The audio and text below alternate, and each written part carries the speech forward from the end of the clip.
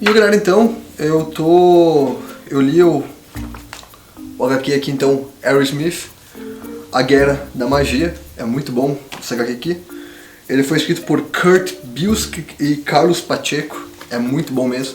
Conta a história de um rapaz que ele tinha vontade de ajudar as pessoas e ele quis ir pra guerra aí pra tentar acabar com a guerra, salvar as pessoas e tal, essa coisa de mocinho mesmo. Aí quem fez a arte dele, vou falar aqui que foi uma arte muito bacana mesmo, a arte final dele foi Jesus Merino, as cores foi Alex Sinclair e a consultoria então é Lawrence Watt Evans, então aí do Aerosmith. É muito bom mesmo aí pra quem gosta de aventura assim, mais tipo de super-herói, é bacana porque na verdade ele não é um herói. A parte ruim dele, na verdade, desse gibi aqui, desse HQ, é na verdade que tem umas partes que você não entende nada, porque eles falam, parece que é em francês ou latim em alguns momentos, você quer pegar a parte aqui que não deu pra entender nada. Essa parte aqui, né, bem no comecinho aqui, não dá pra entender nada. É uma parte bem legal do livro, assim, que parece que conta a história, assim, da guerra e tal, mas não dá pra entender, sabe? Se não tiver o Google Tradutor do lado, ela não consegue especificar ou saber o que as pessoas estão dizendo. Aí quando tu vira as páginas tem mais, né? Aí esse capítulo inteiro, praticamente, é aí nessa língua, sei lá, que língua que é e tal. Mas depois já começa, tipo assim, aparece aqui o Aerosmith e tal, com a família dele, uma família bem pobre, numa cidade pequena. E o sonho dele, aí no decorrer da história, é se tornar aí um voador, um dos guerreiros assim que voa. Não é guerreiro, como é que é esse negócio assim mesmo? Ele quer entrar para a unidade aérea de Ultramarina. É isso aí. Só que o pai dele não aceita, porque ele fala que a guerra não é deles, a guerra acontece na Europa e tal, que a guerra acontece na Europa. E no decorrer dessa história, ele acaba fugindo de casa junto com o amigo dele, Jonathan, para se alistar. O alistamento ele é zoado porque ele não consegue fazer nada certo. Quando ele começa a voar, ele cai, e é uma coisa muito bacana mesmo aí. Aí, ao final das contas, ele consegue subir aí na força principal, né? Aí da unidade militar. E depois, tá? Ele ganha um dragãozinho, que é o dragãozinho dele faz ele voar, juntamente com o poderzinho de uma cápsulazinha, que eu não vou contar toda a história aqui pra vocês, pra não ser um spoiler, né? Aí o Fox é aquele tipo o Superman, assim, da vida real, sabe? Aquele cara que é feito como um herói na HQ aqui. Ele é o tenente, capitão e tal, a força máxima daquela unidade que ele espelha. E no final eles estão muito amigos, tanto que acontece um desfecho da história, que o Fox ajuda o Arrow, e o Arrow ajuda o Fox, então uma coisa bem troca assim de posições. E a confiança entre os dois é muito boa ainda. Tem a questão também que aparece um amigo dele, que chama de Rocha, né? Rocha é um homem de rocha, literalmente, ele é um homem feito de pedra, tipo a Coisa dos Quarteto Fantástico. E ele começa a conversar, ele foi pra guerra, voltou, e no decorrer da história também ele volta pra guerra, porque o próprio Aerosmith criticou ele porque que ele abandonou a guerra sabendo que a família dele morreu, os amigos dele morreram na guerra, e ele abandonou, e isso fez com que ele voltasse pra guerra.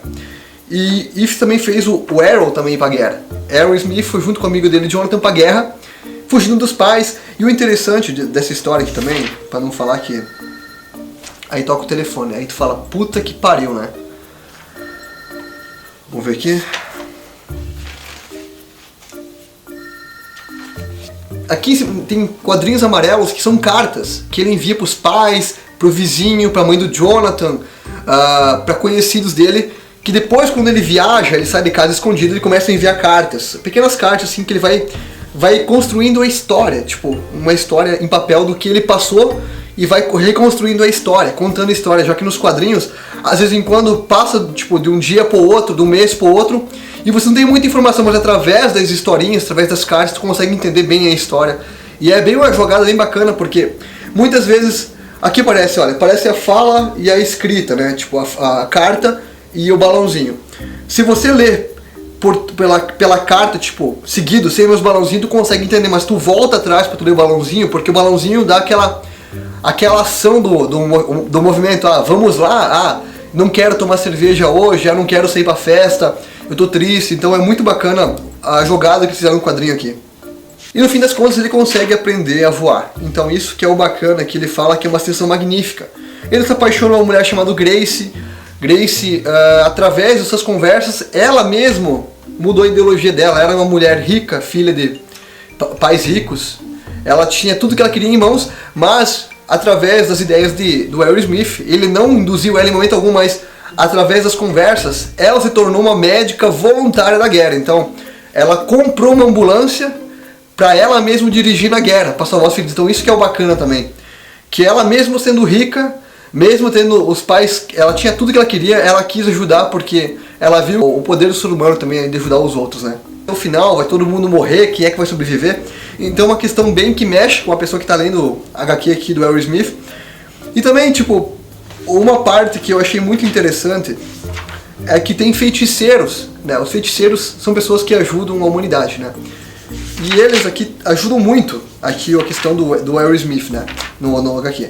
Eles fazem as armas, eles fazem o poder deles voar, então é tudo através dos feiticeiros. Galerinha, eu acho que é isso aí mesmo, olha, e o mais legal de tudo, que em momento algum, depois que ele entra pra guerra, as cartas terminam. São pequenos trechinhos, na verdade são balões quadrados, né? São tipo uns quadradinhos de anotações do lado, que aqui são as cartas.